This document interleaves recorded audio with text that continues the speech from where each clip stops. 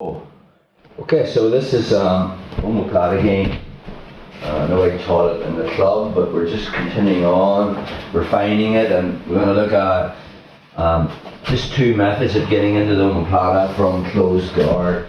So when I was teaching this in the club, we were looking at this push-pull method where unrealistically Tyrone's really not going to make any gi, he's not going to make rib cage control, but we looked at getting wrist control, opening our legs, getting inside control into open guard, and then I was pulling this, it's Tyrone's right arm I'm attacking, and pulling that towards the hip and putting pressure on my knee and his shoulder. The minute I kick through, his head falls, and then I put my foot on the hip and I kind of pinch my knees.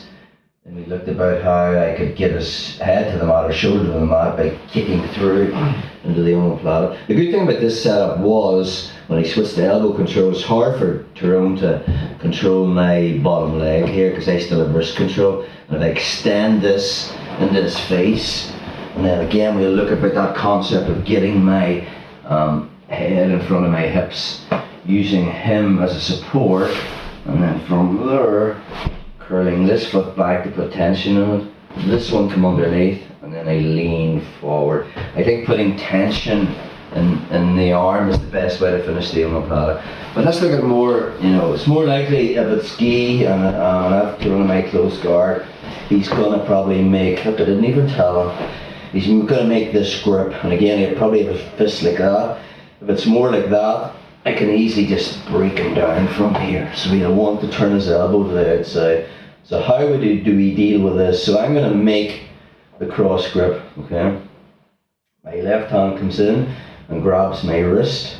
And now from there, as I pull with my knees and I pull this over my head, my left hand comes to the inside and I just bring this around the back of my head. As I put the whizzer on here, I'm already opening up this lapel, passing it to my hand, and then I shrimp to get angle. So I've actually crossed my close guard at Tyrone's left hip, not in the middle of his back. It becomes the battle then, right? There's three things I need to be thinking about now. Controlling posture, controlling angle, and not letting him stuff my bottom leg. So once I've made this grip, how do I do that? This right hand is just going to make a brace on his face. That stops Tyrone bringing his head towards me and walking with his knees to get my angle back. Now he's flattening me out. Just walk back again, bro. So one, my hand stays here. Two, I'm going to open my legs and make a sandwich. So from this position, my foot's going on Tyrone's left hip, my other foot's going on the hip, and now I'm going to pinch my knees together. Okay? So this does two things. One, it keeps my angle, and two, it controls Tyrone's posture. From this position, I'm going to pull out my left arm, and my two hands are going to cup my top knee. Now, if Tyrone tries to stuff my bottom leg and walk around it, that's going to be very difficult. You need to be aware of what you're doing with the bottom leg. It's not just lying there loose. When I pinch, I'm putting tension in Tyrone's right shoulder. If he tries to posture from there, just this grip alone on my knee is going to keep it. If he tries to get his angle back by walking, I've got control of the angle. So I'm not going to hang around here for long. Okay, from there, very similar to the last move. Now once you've got there, I'm going to push that wrist towards his body, and then just kick my leg over, and we're really back into how we were finishing the push-pull method. So again, I don't like this making a triangle, because Tyrone can just posture up from there. Because when I make the triangle, my base is the width of my ass, which isn't that big, by the way. So I widen my legs, so now my base is the distance between my feet. And again, that head height principle that we talk about in Jiu-Jitsu, I don't want my head down here, I want my head higher than Tyrone, so I build the base from my elbow. Okay. Once I get to this position, then I kick forward, my head's coming up higher again. Head in front of my hips. And then we finish, as we taught in the club, I put all my weight on Tyrone, left hand comes over, latches on to that far lapel, I grab the elbow, and now I lean on him, pull this foot back, so I'm on the ball of my foot, second one comes underneath, so I've made a wedge, his elbow is on my thigh, I don't go at 45 towards the forearm, I just lean forward.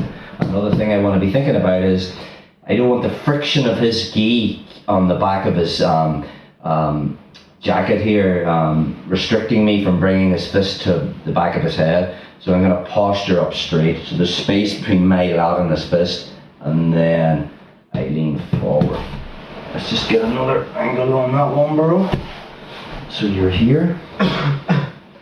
Just from closed guard, perfect. So Tyrone makes the grip. Nice. I make the cross grip. Left hand comes underneath, grabs my wrist. Two methods to break posture. One, I pull this over my head as I pull my knees towards my chest. Once I'm there, this hand, the left hand, comes inside, and as I redirect that across, I'm already cutting an angle and putting the whizzer on Tyrone's right arm, and I recross my closed guard at an angle. My right hand finds the far lapel, takes the slack out and passes it to my left hand. Now in one movement, because I'm not going to hang around here, Tyrone can actually walk back and get his angle back from there very easy. So one, this right hand makes a brace. Now I uncross my legs and I put 2 feet on his hips and I pinch my knees to make a sandwich. Okay? I want Tyrone's right shoulder wedged between my shoulder. Then I pull out my left arm and I actually cup my knee. So again, if he tries to get his angle back from here, tries to posture, I have angular advantage and I control his posture. And my bottom leg's engaged so he can't push it and stuff it. Now from there, we're just finishing as before. I find the elbow, kick my leg over, and now we're just back up into finishing the omoplata as we normally would. Let's get one more angle on that one, bro. Have your back to the radiator there.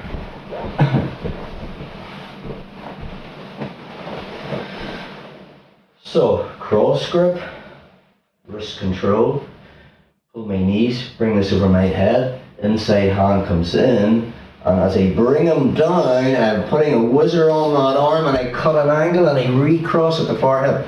Right hand opens up the lapel, passing it from my right to my left, and this makes the wedge so that I can uncross my legs and I physically make a sandwich. So I'm pinching my knees together. If Tyrone's using his elbow from that position, I'm gonna address that in the next move. Good jiu-jitsu. I'll be going straight for the fist choke. Watch what happens.